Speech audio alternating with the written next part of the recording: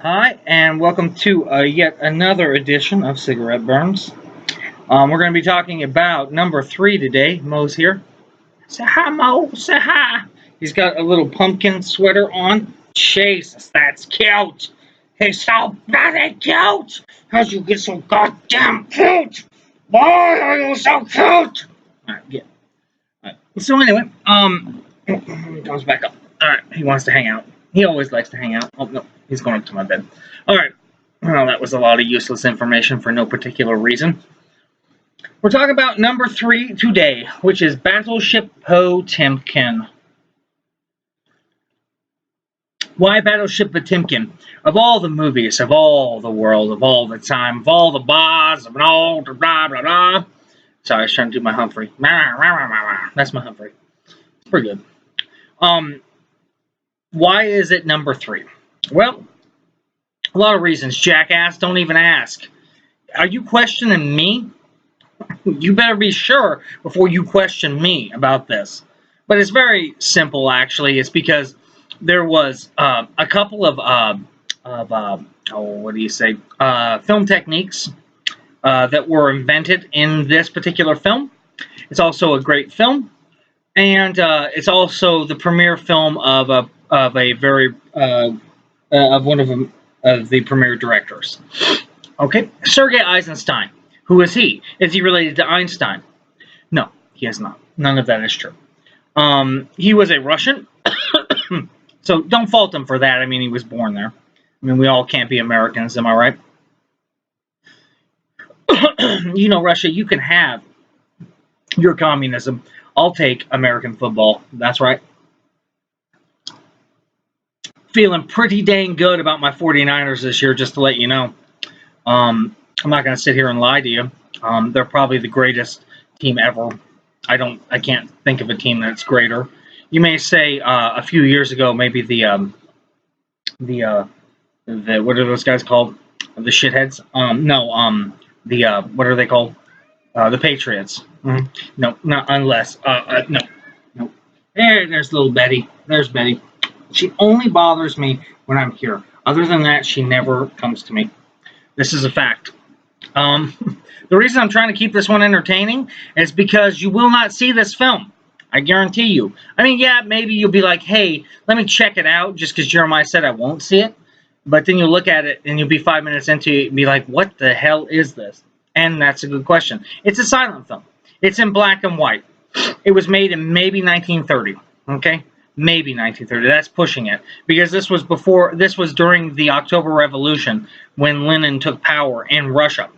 They ran state cinema, and Eisenstein was part of that.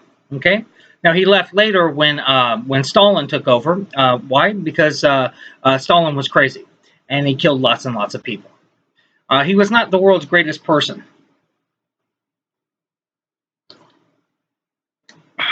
but that's neither here nor there. I'm not talking about Stalin. I'm talking about that he worked exclusively with Lenin. In fact, there is a very, very interesting movie named October that Eisenstein made, which shows the October Revolution, which has, in fact, Lenin as the star. Ooh, Trey, chic. This is true. Regardless, though, what was I getting to? Oh, the film techniques that were used. Well, there's a few that are they're almost too numerous to name, but I'll go through a couple of them. One is that he showed if a ship came in on the left side. This is my left side. Okay, this is your right side, but you're not looking at me like that. But you're looking at me like this. So this is our left side. All right. If a ship came in from the left side, because remember, it's Battleship Potemkin, okay? So there's going to be ships in it, and possibly Potemkins, okay? So if a ship came in from the left, it meant that it was not a good ship. It was an enemy ship. And if a ship came in from the right, it meant that it was a good ship. Or if a ship came up to down, it showed the progression of it. These are all moralistic foundations that were shot in cinema. That's one of the techniques.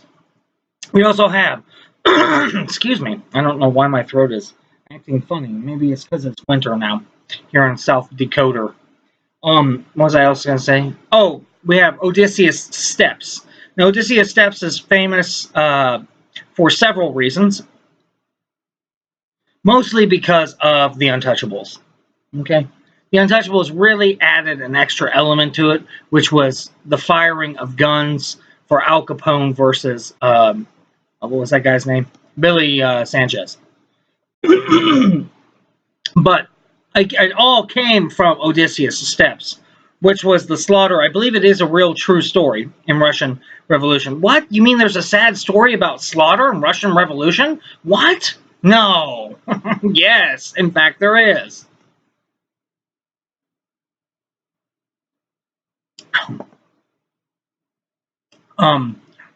Where there were protesters for the October Revolution on Odysseus Steps, and they were slaughtered by the previous government that was there. Ooh. Oh, here we go. Oh, here we go. Ow. All right, close enough. All right, so they did slaughter them. Now, what Sergei Eisenstein did with this particular piece of film footage is he brought in a new type of editing called Soviet montage. Soviet montage. What is montage? And what are Soviets? These are maybe two questions you're asking if you're below the age of 30. So let me break them down. Montage is where you take pieces of film, shots, so to speak, and you combine them together to give a realistic whole perception of what's going on. Think of montage like music videos or the Rocky training sequence. Those are the easiest ways to remember montage, okay? You're taking ideas and you're combining them. Now, music videos would be what's called music montage because you're adding ideas to music, okay? You're forcing the audience to come to interpretations of those shots based on the music that's being played. For instance, if it's like, I'm going to make sweet, sweet love to you, and somebody's sitting down with a hoagie, you probably know that they really like hoagies, okay? And in the Rocky training sequence, he was preparing to fight whoever. Clubber Lane, the Russian. Ooh, we got back to the Russian. We took that Soviet montage and we brought it to the Soviets. That wasn't Soviet montage, just to let you know. When he trains for the Russians, that's not Soviet montage. I don't want to confuse you. But it's just funny because there's montage for Soviets. I find that funny. That's film humor. It's not for everybody. I get it. But yeah, when he's training, to fight whoever, Apollo Creed 2 or 3 times, we don't know, probably 3. But anyway, that's montage because you get the idea that he is spending an exorbitant amount of time getting prepared to fight this person, and plus you got the bum bum bum bum bum, and he's going like that, So we get pumped up, we get jazzed, because a lot of times, like in American cinema, montage is definitely related to music. Okay. Why? Because we're better than everybody else. Let's just face it. We're Americans. We don't even have to explain why we're better. People just know it. They're like, I just know that Americans are better than us. Look, we may be Swedish and we may have all these great things in our country, but we're just not Americans. And that's right, sweeties. You are not. But regardless, we do have a lot of musical montage. There are other things that can connect them. I can't think of all of them right now. There are, I think, something like 6 forms of montage.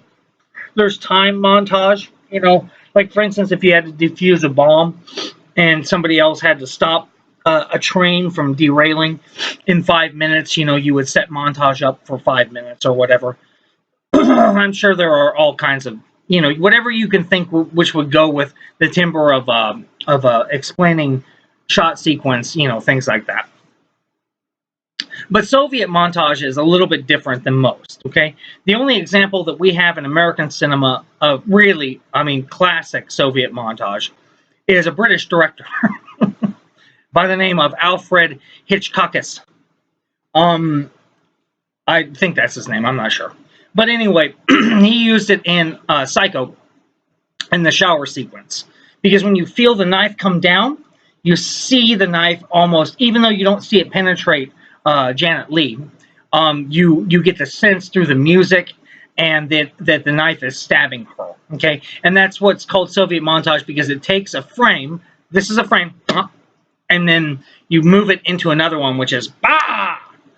So you can. It's like forcing a frame into another one, and when you do that, you're jarring the audience into having to look at what's going on, and that's why he used it in the shower sequence because he wanted you to get the feel that she was being stabbed to death. So he used that particular type of montage for that. You know, does anyone else remember how popular that was for many, many years? That when people would talk about crazy people, they'd be like, I think somehow we've got derailed here a lot. But that is not uncommon in this particular sequence, talking about things.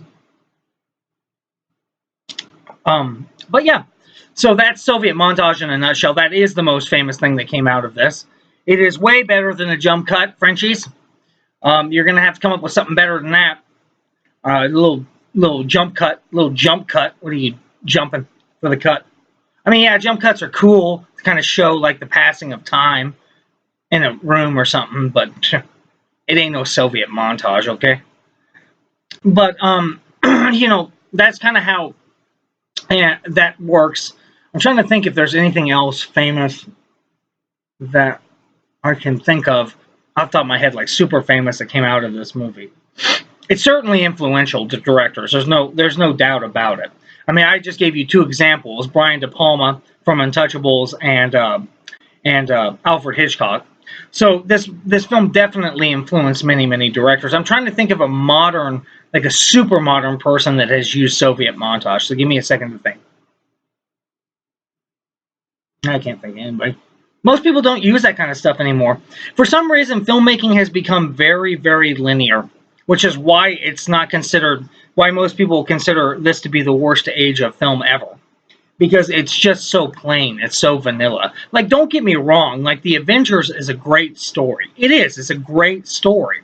But there's no film techniques or editing or lighting, or it just all feels very, very the same. They don't all have different looks and things like that. Like, the Black Panther is not shot in a low key and a certain film frame rate or anything like that.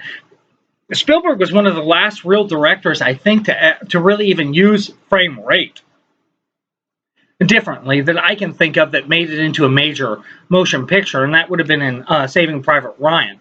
A lot of the sequences of the fighting were shot with a higher frame rate, and it just seemed jarring, like you were just like that, which would makes it feel more war-y, if that's a word.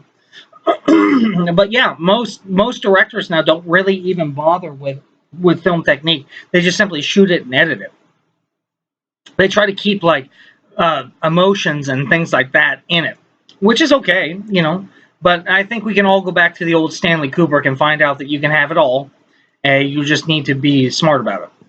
But anyway, that's kind of like Battleship Potemkin in a nutshell.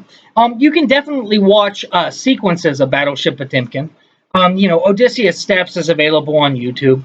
None of this stuff is stuff that you have to pay for. It's all free. It's not copywritten. I don't think the Soviets ever put a copyright on any of Sergei Eisenstein's stuff. And plus, when he disavowed the Soviet Union back in the 50s when Stalin came, I don't think that he even would have remotely talked or participated with him after that. So, I don't know. He died very shortly after that, I believe. But he's a cool guy. He was a cool guy, and he had a lot of cool ideas. And this is not but one of his many, many good films. You have Ivan the Terrible Part 1 and 2. You have October. You have what else? Strike. There's all kinds of great films that he has made. Again, Alexander Nevsky, I believe, if I'm saying that correctly. You're not going to be disappointed if you watch a film from him and you are a filmmaker. You will, however, be very disappointed if you're watching it for entertainment. Because, this is going on almost 100-year-old cinema. Okay? So you have to understand that, there's a lot of things that have changed since then. First of all, we have entertainment basically at our disposal 100% of the time now. Okay, not the case back in 1930. Okay, you were lucky if you were entertained once a week. All right, maybe, and the entertainment was very boring. I'm sure it was like maybe somebody on a stage play talking about something, and you're like, "Wow, I paid for this. I really should have paid for food for my family." But whatever. These are the choices I make. Um, but anyway, regardless, I just want to let you know that that is number 3. And until then, I'll be Zen.